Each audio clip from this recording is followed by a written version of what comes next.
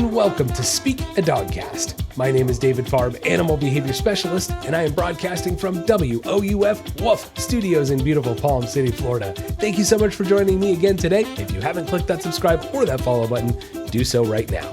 New episodes come out every Wednesday, and you are going to want to check them out. Now, you can also follow me on Instagram at Speak a Dogcast. And become a supporter of the show today. You can head on over to patreon.com/speakadogcast and become a patron of the podcast today.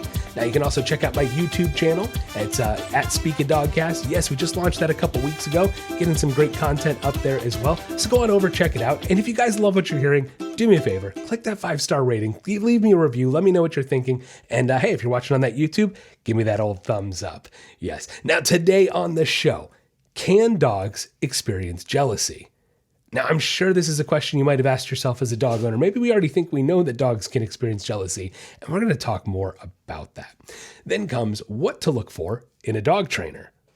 Very important. There's definitely some details you want to know, you want to look for, and maybe some red flags that you want to avoid, right? So I'm going to give you guys the details on what's going to make a good dog trainer and what to look for you and your pup. Then comes the first pets, followed by that listener Q&A. And if you have questions for the listener Q&A, you can keep them on coming my way. Email me, questions@speakadogcast.com, or feel free to just message me on social media. Now, before we get going with today's show, I have to give you that trivia question, and today's question is going to be, what is the only bird that can fly backwards? Yes, what is the only bird that can fly backwards? I will give you the answer to that question somewhere in today's show, so be sure you stick around, sit, stay, and enjoy the podcast.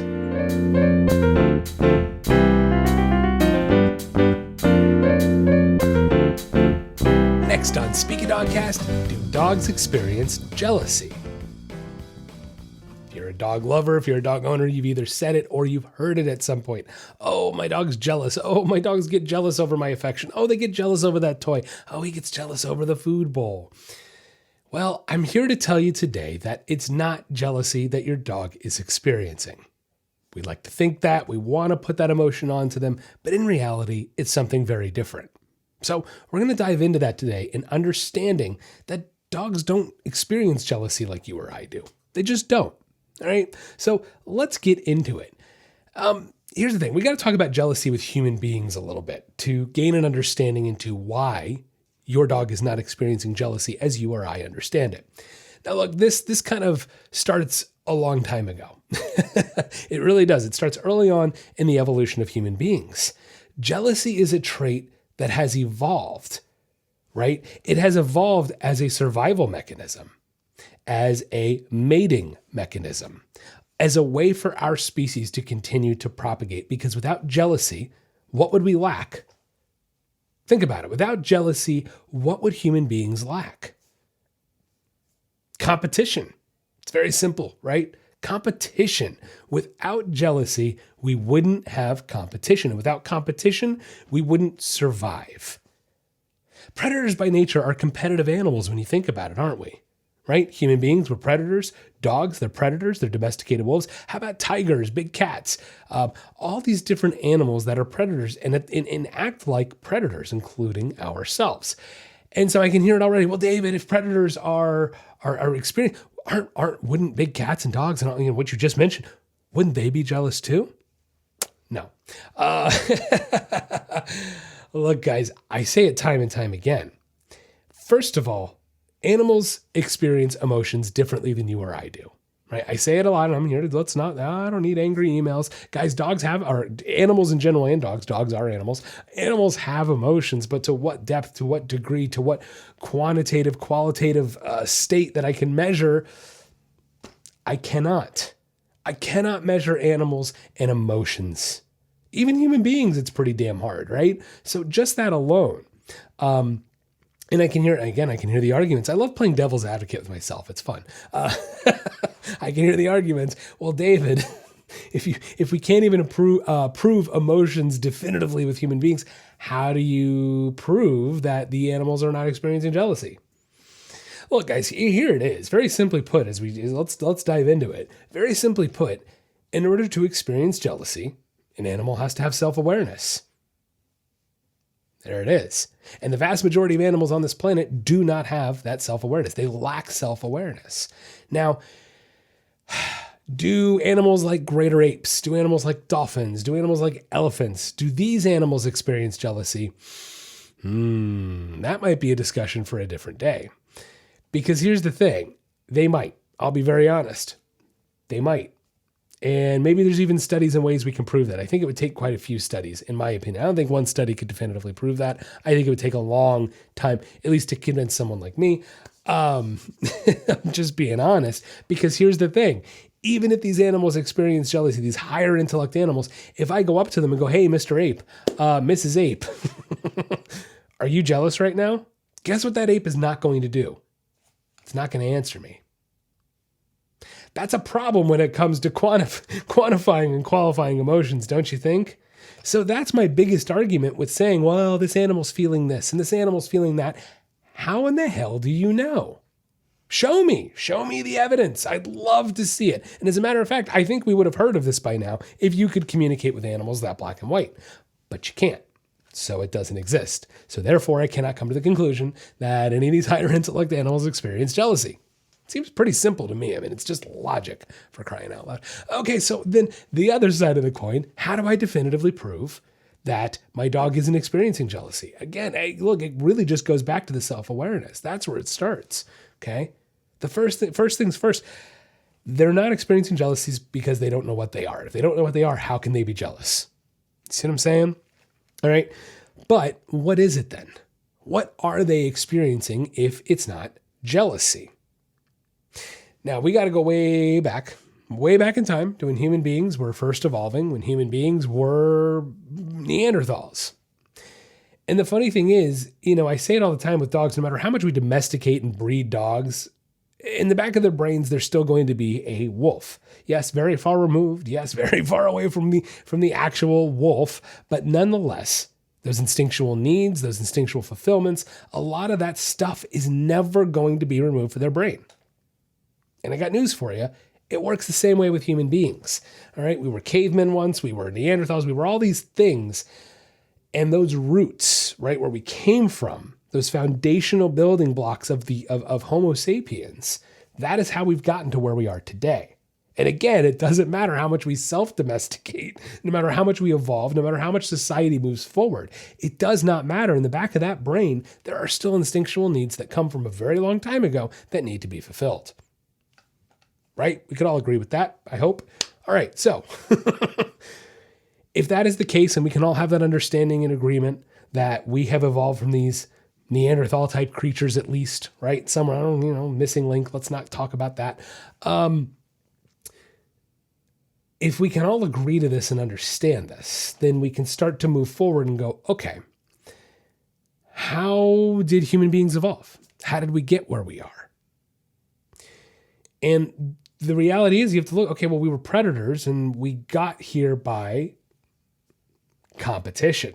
Now, there's a lot of things that get us here, but this is one thing we're going to pull from it. Competitiveness. Because guys, without competitiveness, we wouldn't be where we are. We wouldn't. Human beings would not be in the level of evolution, in the timeline of evolution where we are, without having a competitive nature. It doesn't really this doesn't take a genius or a huge scientific experiment to observe nature and observe predators by nature. I go back to tigers because they have similar, a lot of predators have similar behaviors, but I go back to the tigers because it's funny. In my brain, all I envision is Animal Planet. I see or National Geographic, right? And I see the clips with mom's out and she's got the baby cubs. And what are the cubs doing? They're crouching and they're practicing the hunt with each other, but they're playing. But they're practicing the hunt by playing. Killing two birds with one stone. It's teaching them survival mechanisms through competitiveness. See where I'm going with this? So dogs do the same thing, don't they? Anybody ever been around a pack of puppies? What do? They play and they bite and they growl and they try to take each other down and they learn where the lines are, but they're practicing survival mechanisms. Okay? So that's the thing with dogs is you have to look at it from this kind of evolutionary standpoint and going, okay, they're competitive by nature because they're predators, and that competitiveness is what brings survival. And without them competing, and let's look at the genetic pool, right? What is competition? It's success and failure. So if you have a tiger or a dog or a wolf or what have you that's trying to compete for the food and they end up losing out, what happens? That wolf probably doesn't survive, doesn't get a mate. Tiger, whatever predator this is, they lose out on the food and they don't survive, and they don't get survival of the fittest through competition. Now, let's go back to the human beings a second. Somewhere in this evolutionary scale, as we evolved and moved on, human beings, our brains just kind of went crazy and nuts. I mean, and we evolved big time. And we evolved these emotions, these intense emotions, and we evolved reason, the ability to reason, the ability to step outside and not just react through fight and flight mechanisms. All of a sudden, human beings kind of found this other thing in the middle of fight and flight. And all of a sudden, here's this right? And then through these emotions, culture evolves, arts, all these different things that come with it. Why? Competition and jealousy. Guys, look at wars. I mean, for crying out loud. How long has that been? What's the Roman story? Iliad and the Odyssey, right? The Trojan War. That all started over a woman. Competitive, not saying over a woman, you know what I'm saying. Over the competitiveness of affection, of survival. There it is. Okay? So here's the full circle of this. Your jealousy and envy of anybody ever in your life, because every single person has been jealous or envious at some point. You know why? Survival. We're supposed to feel those things.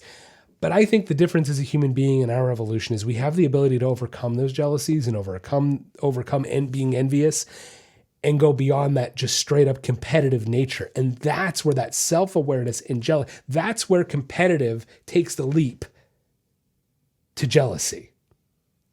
It's through humans. It's through that human being, that individual thing that exists among Homo sapiens, unlike any other animal on this planet. Back to the beginning, could I argue that higher intellect animals experience jealousy? Maybe, but I can't prove it, so therefore I cannot argue that. I could argue that point. We can go to debate class, but I can't ever prove it to be scientifically true, at least at this point, in our understanding of animals. It's a very interesting topic, guys. It is. And I know there's people out there listening that are not loving what I'm saying right now. David, my dog experienced jealousy. You're letting your heart get the best of you.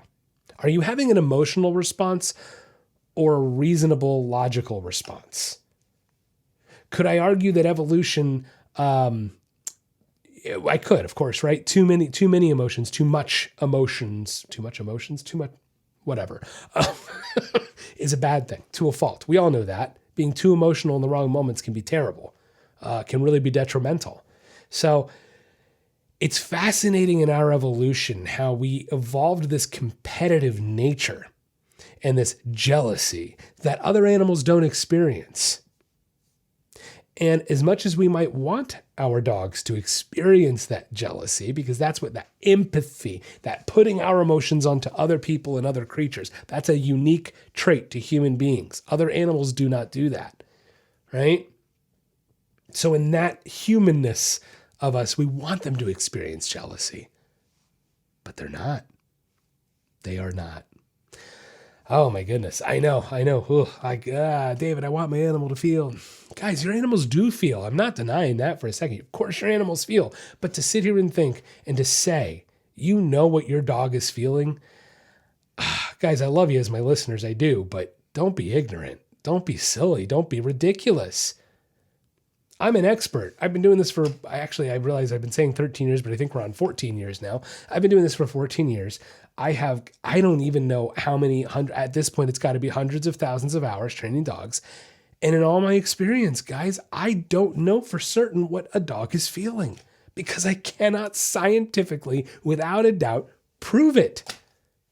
I can't. I just can't do it.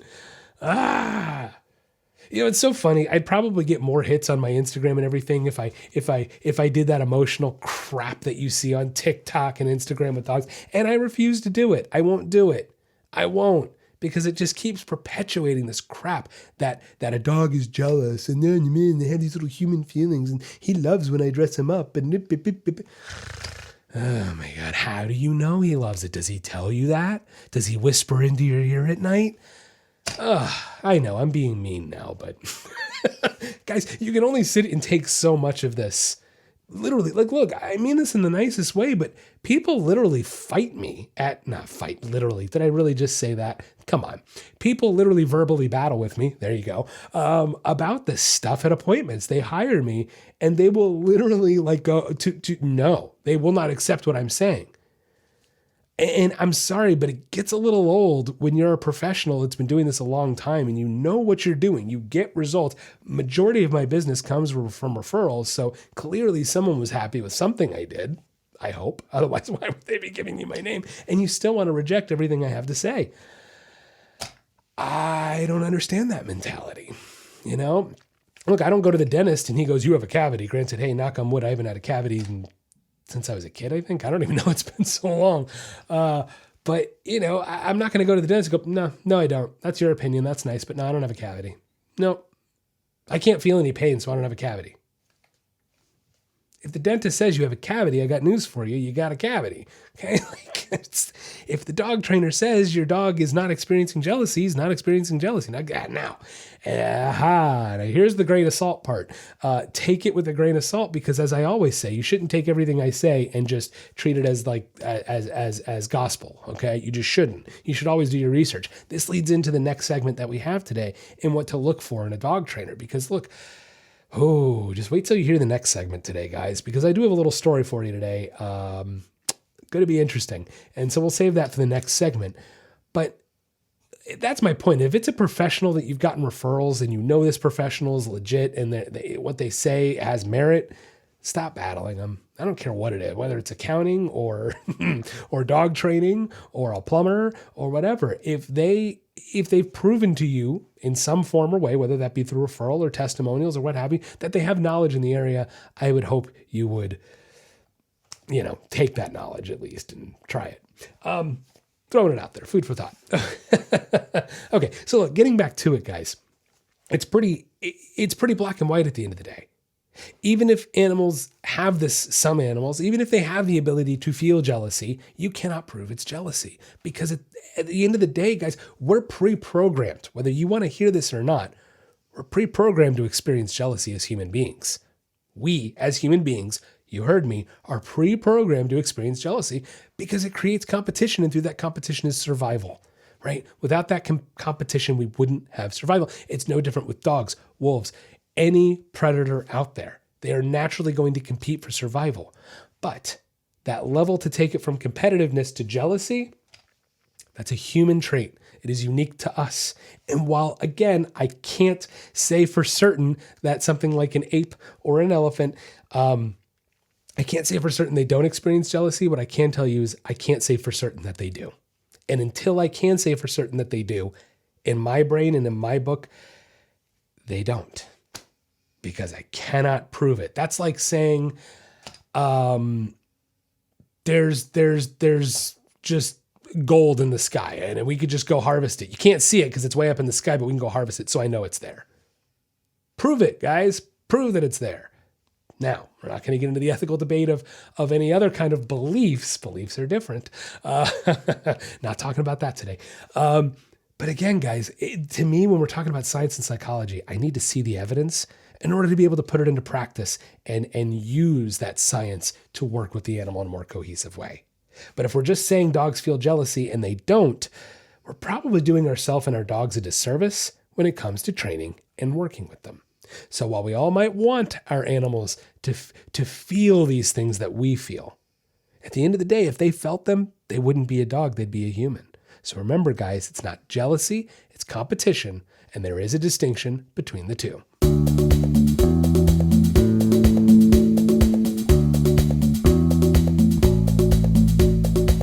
Are you tired of your dog barking all the time?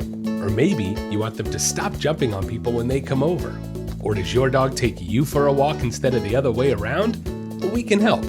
At The Nature of Training and Speak a Dogcast, we are committed to improving the relationships and lives people have with their pets. No matter what behavioral issue you are experiencing, from an unruly puppy to more severe issues, we can help. Our virtual training programs are catered to you and your pet and create a training plan that gets results. For more information, you can check out our website at www.thenatureoftraining.com or find us on Facebook or Instagram at Speak a Dogcast. With the ability to connect, teach, and train with pet owners around the world, together we can make a better home for our furry friends. The Nature of Training and Speak a Dogcast, helping you achieve success with your pet.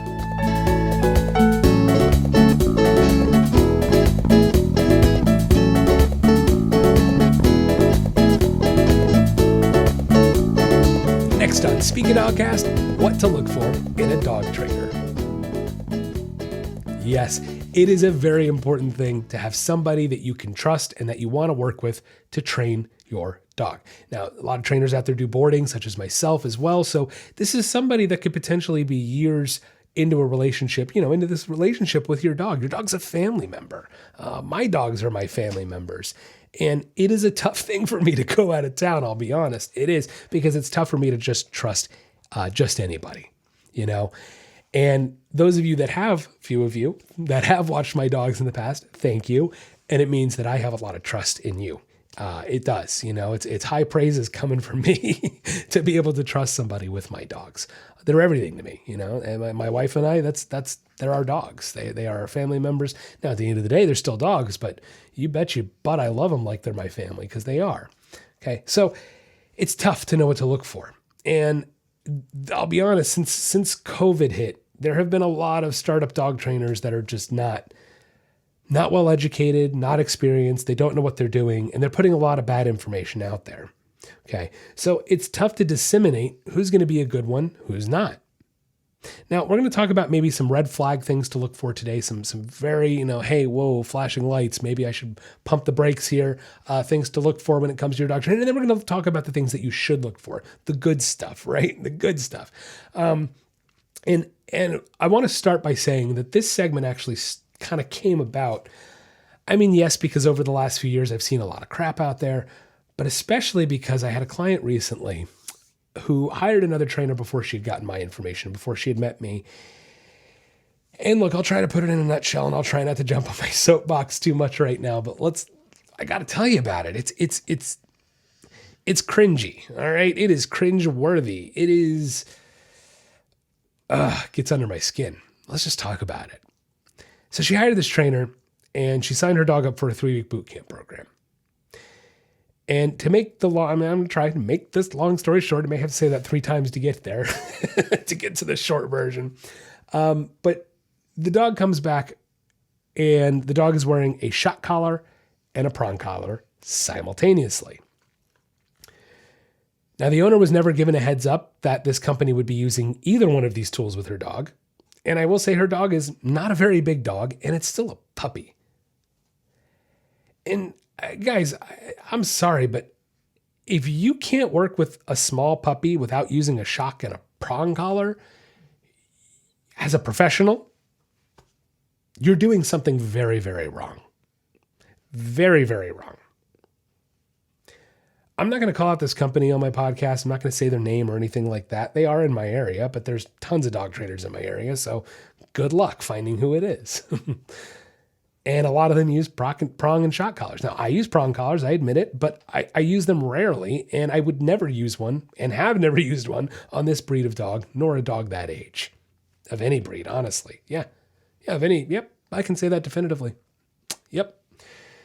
So, to me, there was just no need for it. And I did a consultation with this client, with this dog, and I saw what was really happening, and after speaking with her, she really didn't feel that she got much success, maybe a little, of anything, of any of the issues that were going on after this 3 weeks of boot camp, and a lot of money.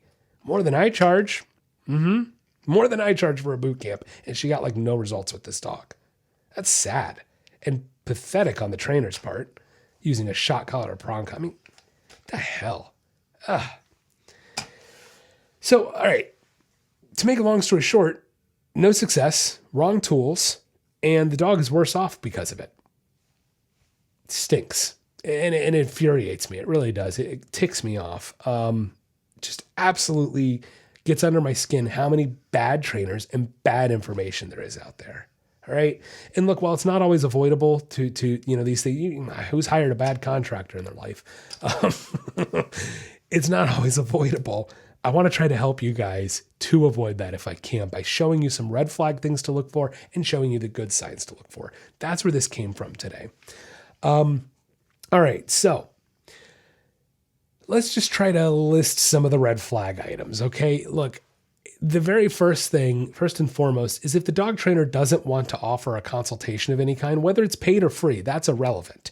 If they don't want to offer some way to consult with you in person over a Zoom call, even where they can visually see, maybe get some videos of the behavior going on, something like that, without some form of consult to see what's going on and to really take the time to talk in depth with your client, get to know them a little bit, get to know the situation.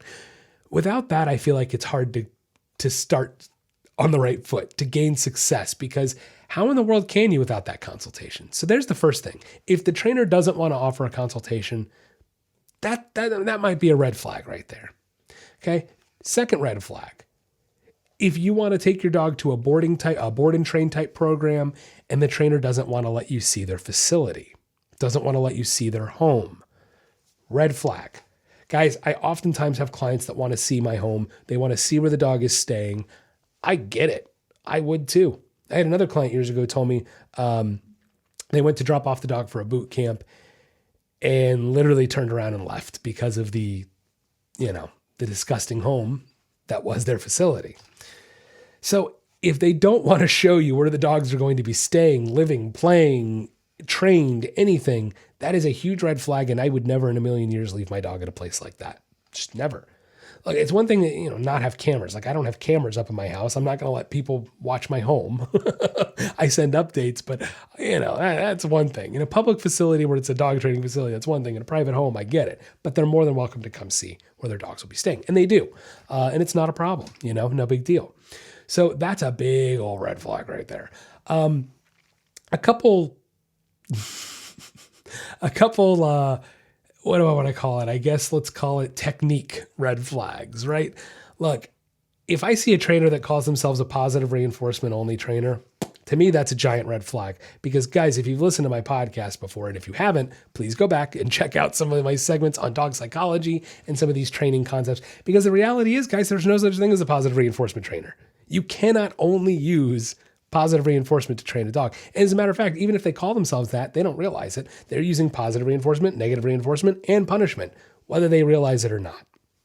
Yep.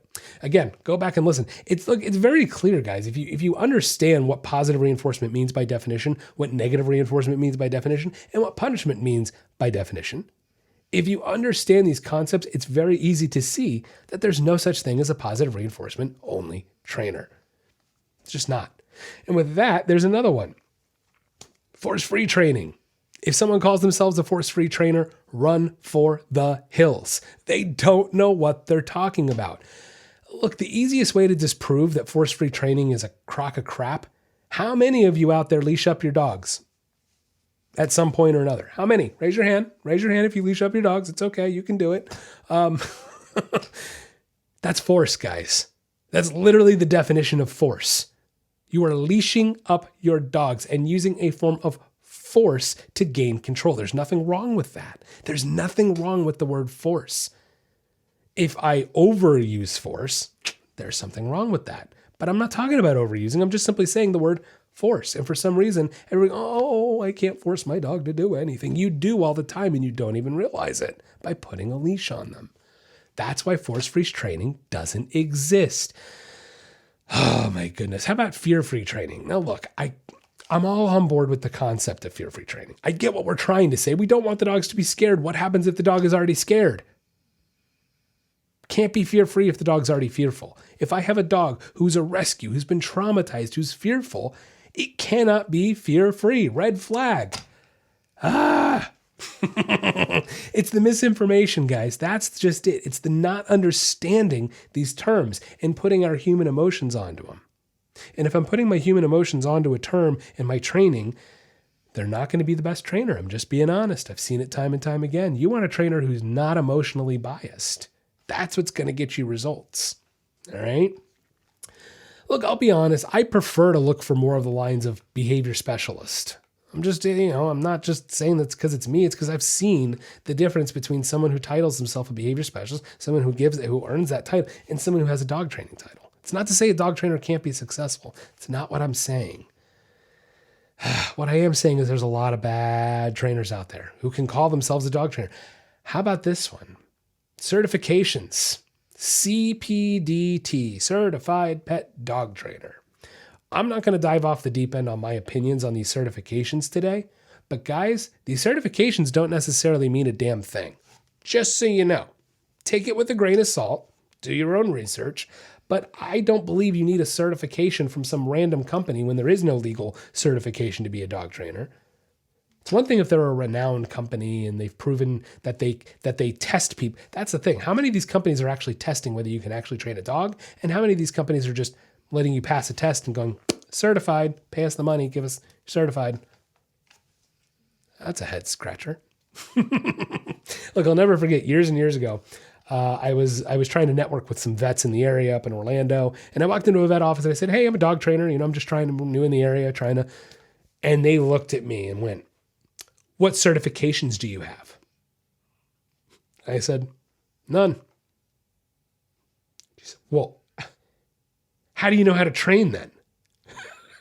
So, well, I've had experience training dogs, cats, otters, pigs, an orangutan, monkeys, parrots, hawks, owls, vultures. I've trained all kinds of animals, so I think I'm qualified to train a dog. Well, if you don't even have us any certifications, we're not gonna even talk to you. Not even joking, guys. That's what it's based on. Okay, cool. You're basing it on if I passed the test and sent in $100. Okay. I'm sorry. I said I wasn't going to do this, and here I am. All right. Back off. Back away. Guys, find out if the trainer's actually done anything. Look at their websites. Look at the pictures. If you see pictures of them training dogs, actually training dogs, good. If you see pictures of them training other animals successfully, good. If you see testimonials, good. If the trainer is more than happy to let you come see their home, good. Or their facility, good. If your dog seems to be all right with the trainer, good, right? Trust your gut on those things too. Now, look, if you have a dog who's got anxiety issues and is terrified of men, and a male trainer comes in and your dog is terrified of him, a little different, right? A little different. All right. So, yeah, you got to know what to look for, guys. I like to look for people who are true animal lovers, right? Who you can. Part of it to me with animals, it's a kind of gut feeling sometimes. We'll leave that at that because I don't want to go into the gut feeling stuff too much. All right. But those are the things we want to look for. So how about, are they using treats? I do want a trainer who uses treats. I'm all for that, but I don't want them to be a treat-based trainer. Okay. I want them to be a psychology-based trainer, someone who uses scientific behavioral theory to train and work with animals, who understand the concepts of reinforcement and punishment. How about if you're going to do a boot camp with a trainer, do they do follow-up sessions with you? If I see a trainer who's going to do follow-ups after the boot camps, that's a good sign. That's where we want to go. All right? Look for these things. In this day and age with social media, I bet a lot of trainers have Instagram accounts. Go look at their accounts. Go see the dogs in the pictures. Do they look happy and healthy? Happy. Come on, my listeners who know what I'm saying there. But yeah, these are the things you want to look for in your dog trainers. Look, if it were me and if it were in the position that I were to be hiring a trainer, I would do a lot of research. I'd probably look at a bunch of different trainers. And even if a consultation costs money, I'd probably do 3 or 4 consultations. I'm just being honest, and I'm not offended. When people want to do a couple consultations and say, "Hey, I'll get back to you. I got a few more trainers coming." Cool. No worries. I'm not insulted. Never. And that's another thing. Stay away from the arrogant trainers. It's one thing to be confident. It's another thing to be arrogant. Trainers who go, "Oh, well, this is how it is. And this is what it is. And I'm they're almost tooty would be the word. It's one thing to be confident in your information. It's another thing to have this tood. And I've seen that a few times over the years where these certain trainers have attitudes about it. And it's like, guys, we're working with dogs, like let's take it down. It can be fun and enjoyable, and I've seen those trainers don't always get the best success, just being honest. So I know it's a lot. Like there's a lot of little things and a lot of subtle things to look for in a good trainer. But to me, it really comes down to the very first thing is a referral is always the safest and best way to go. Not always 100% certainty on that, but try to find a family member, a friend, someone that has worked with that trainer one-on-one, not just maybe heard they were great. Let's try to find that one-on-one experience to be able to find somebody that's going to be great with your dog. Okay. We want to stay away from those key words and phrases and things that trainers like to call themselves, like a positive reinforcement only trainer or force-free, fear-free training. Those are just kind of generalized terms that are not really getting to the heart of the issue. And for that matter, some of them are misleading and are not correct terminology, such as that force-free training, positive reinforcement only training. The fear-free side, of course, I never want the animals to experience fear, but the reality is sometimes traumatized dogs, they already have it.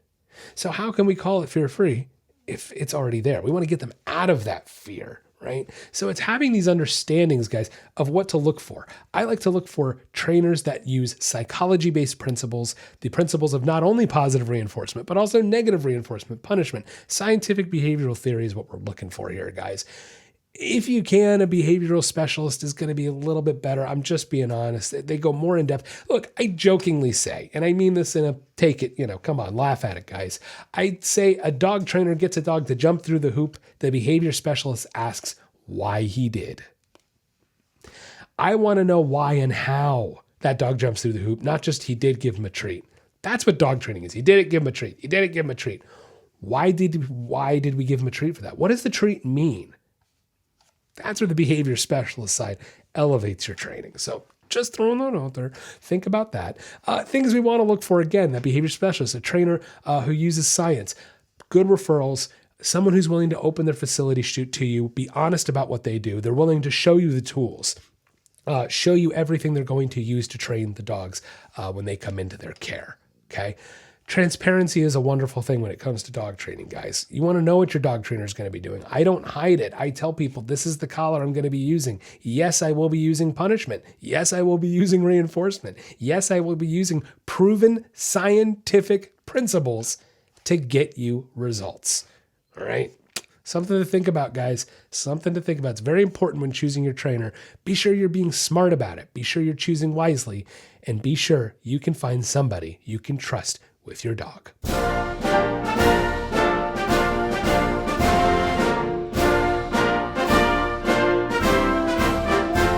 Next on Speak a Dogcast, it's the First Pets. Today on the First Pets, we'll be talking about Millard Fillmore. Now, Millard Fillmore, he was the 13th president of the United States, serving from 1850 to 1853. He was the last president to be a member of the Whig Party. Now, Fillmore entered the White House after Zachary Taylor's death while in office. Fillmore was known for his support of anti-slavery laws and bills, as well as the ongoing conflicts with France and Great Britain. Now, originally, he apprenticed as a cloth maker, but later went on to school, studied law, and was admitted to the bar in 1823. Now, he served during the Mexican-American War in the New York militia, and in 1826, he married Abigail Powers, and together they had 2 children. Now, the Fillmores did not have any dogs while they were in the White House. In fact, there were only 2 animals that belonged to the president and his wife, and that was 2 ponies named Mason and Dixon, after the surveyors whom the border between the northern and southern states was named. Now, not much else is actually known about the ponies. Now, after leaving the White House, Fillmore's love of animals continued, and he helped to contribute the founding of the ASPCA chapter at his hometown of Buffalo, New York, in 1867. His elevated status as a past president helped to bring awareness and enact ordinances against the mistreatment of animals. The answer to today's trivia question, what is the only bird that can fly backwards? It's the hummingbird. Yes, the hummingbird will oftentimes fly backwards after they've gotten nectar from a flower.